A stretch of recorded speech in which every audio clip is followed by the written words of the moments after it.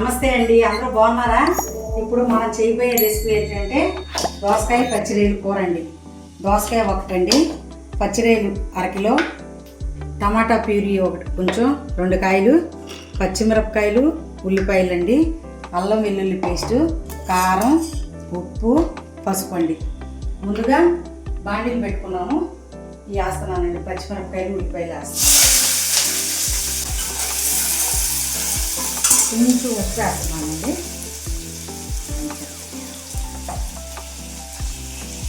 కొంచెం పసుపు,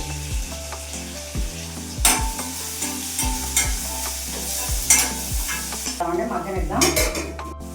దాంట్లో అల్లం వెల్లుల్లి పేస్ట్ వేయాలండి. అల్లం వెల్లుల్లి పేస్ట్ వేస్తున్నాం చూడండి.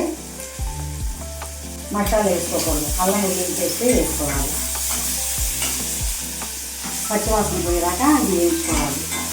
వేడి కూడా బాగా యాగాలి, వేడిగానే టేస్ట్ ఉంటుంది.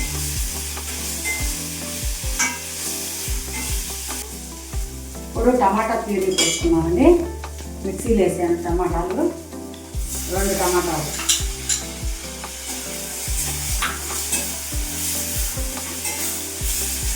ఆ పులుపు కొంచెం వేడి పడుతుందండి బాగా.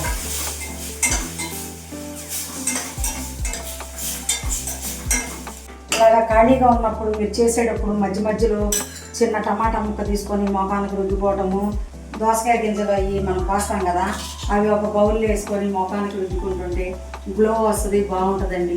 మీరు చిన్నపిల్లలు కదా, చేసుకోండి. మీలాంటి కూడా చేసుకుంటే బాగుంటుంది. టమాటా ముక్కలు రాసుకోవటము, ఈ దోసకాయ గింజలు అట్లా రాసుకుంటే కూడా మొఖం బాగా కాంతిగా బాగుంటుందండి. దాంట్లో కొంచెం పసుపు వేసుకొని, ఒకసారి పాలు వేసుకొని అట్లా చేసుకోండి. ఇప్పుడు దోసకాయ ముక్కలు వేస్తున్నానండి. చూడండి, దోసకాయ ముక్కలు వేస్తాను. ఒక దోసకాయ ఇది.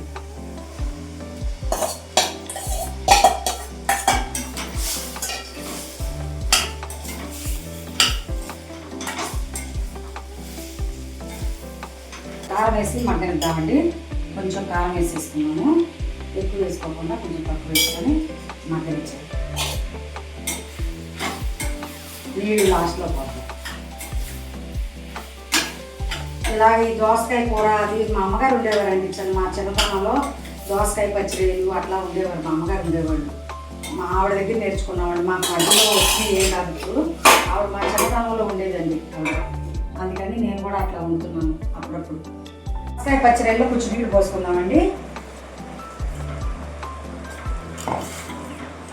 ఎక్కువ నీళ్ళు అక్కర్లేదు, మగ్గిపోయేదాకా పోసుకుంటే చాలు. కొంచెం ఉప్పు చూసుకుంటే సూపర్ ఉందండి. కొంచెం ఉప్పు వేయాలి.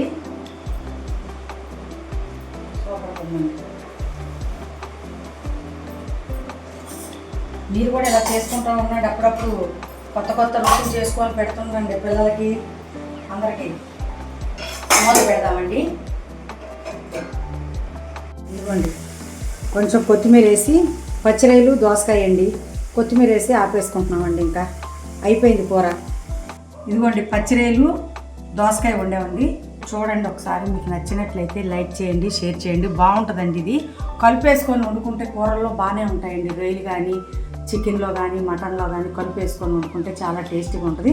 రొయ్యలు దోసకాయ చూడండి, కమ్మగా ఉంటుంది, నోటికి ఎత్తంగా కూడా ఉంటుంది. చూడండి. మీకు నచ్చినట్లయితే లైక్ చేయండి, షేర్ చేయండి, సబ్స్క్రైబ్ చేసుకోండి.